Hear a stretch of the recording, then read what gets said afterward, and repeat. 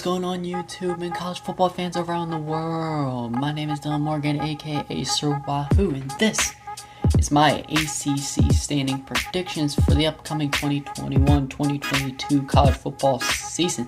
This will be my first full conference predictions, so go easy on me. Also, let me know if I underrate or overrate a team in the comments section down below. Also, I apologize for the inconsistent uploads and all that jazz. Yes, senior year has been not so good to me, but I'll try to be a little more consistent with not only my uploads, but the content on this channel. I think I'm going to stick strictly to just college football related stuff, specifically the ACC, since I am a Virginia fan. So yeah, let's get right into it, and let's start off with the Atlantic. And obviously, we don't really need to spend much time on here. Clemson's going to win the Atlantic. I have them going 11-1, 8-0 in the ACC. There's nothing really much else to say there. Right behind them, I have NC State going 9-3, 5-3 in the ACC. They had a good year last year, going 8-4. They bring back pretty much all of their defensive production from last year, and a good amount of offensive production. Not too difficult of a schedule. I think they're second best team in the Atlantic. Right? In third place, I have Boston College going 7-5, 4-4 in the ACC, excuse me. An okay 6-5 record, not the greatest, but not terrible either. When you bring back 80% of your offensive production, not so difficult of a schedule next year, I think they should be just fine. Up next at number 4 is Louisville, who I have going 6-6, 4-4 in the ACC as well. A extremely down year for Louisville this past year, as they went 4-7, but bring back just around 80% of their offensive production. And when you have to play teams like Eastern Kentucky, and obviously have to play interconference games like Syracuse and Duke, I think you'll be just fine. Not a great team, but not a terrible team. Next up, I have FSU. Next up, there is a tie between FSU and Wake Forest, as I have them both going 6-6 and 3-5 in the conference. I do have FSU at number 5 and Wake Forest at number 6. Since I have FSU winning the tiebreaker, FSU with new quarterback Mackenzie Millen at the helm, you bring back 70+% of your production on both sides. You have some difficult games, obviously, with Notre Dame, UNC, Clemson, and Miami, but some easy games against JSU, Syracuse, and UMass. I think you'll be just fine. Wake Forest, on the other hand, let me just find them. There they are. Let me just put this right in front of me. Hold on. Okay, Wake Forest, they went 4-5 last year, not great, but they have games against ODU and Norfolk State this year, so I think they'll be just fine. I'm saying that a lot. And last but not least, at number 7, I have the Syracuse Orange. I have them going 3-9. Oh, it ain't a conference. Again, nothing else much I have to say there. Syracuse is just not a good football team. And moving on to the Coastal, we have two 11-1 teams, but I have Miami winning the Coastal.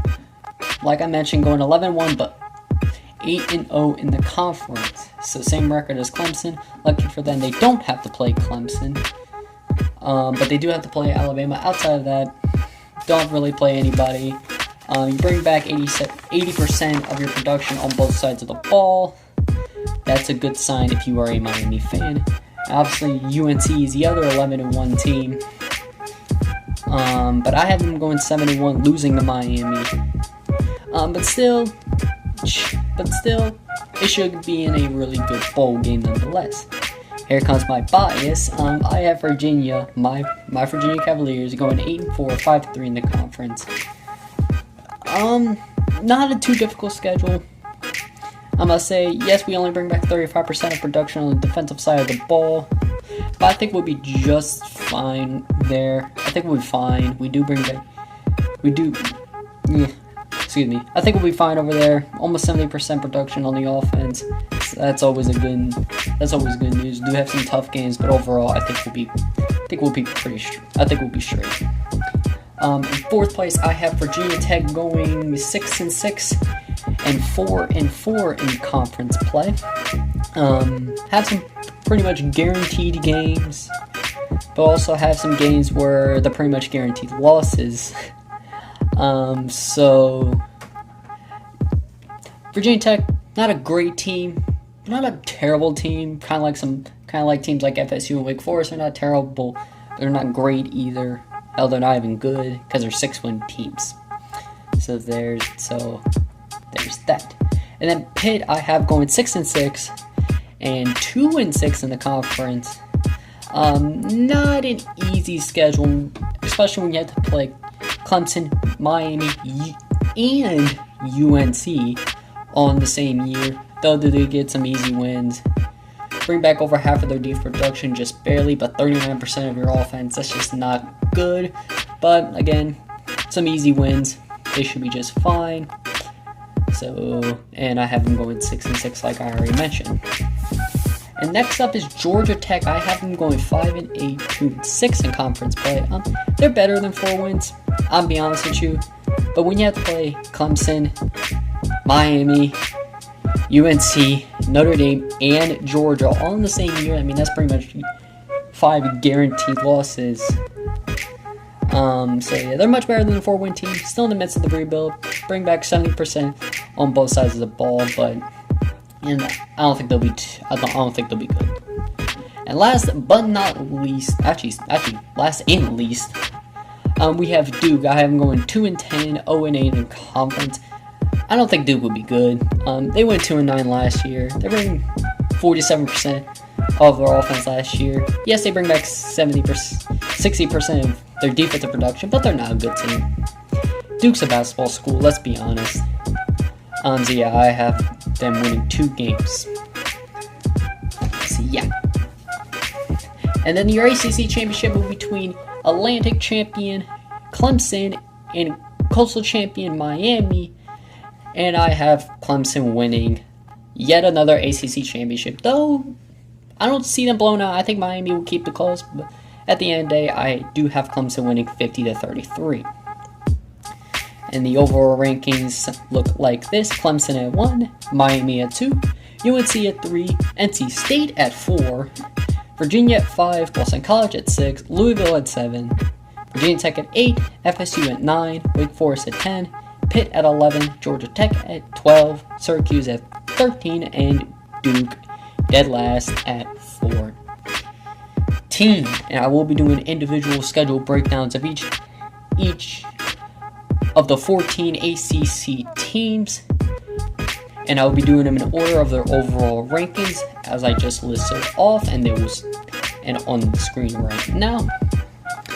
So yeah, that's pretty much it. Those are my standing predictions for the 2021 ACC football season. These are my first standing predictions, so I'm probably not the best at it, but I did my best. I did it based off returning production, how good they were last year, and obviously the teams they played and their returning to production, how well their opponents did the previous year. 2020 was a weird season, but hey, it's the only thing we can really base these things off now. We're still a couple months away from the college football season, which I can't wait for.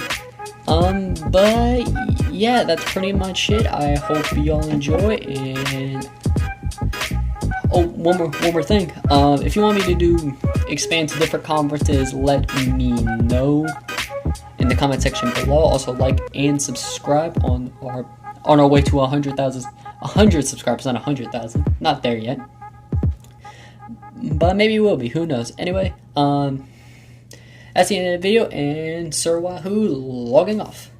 Peace.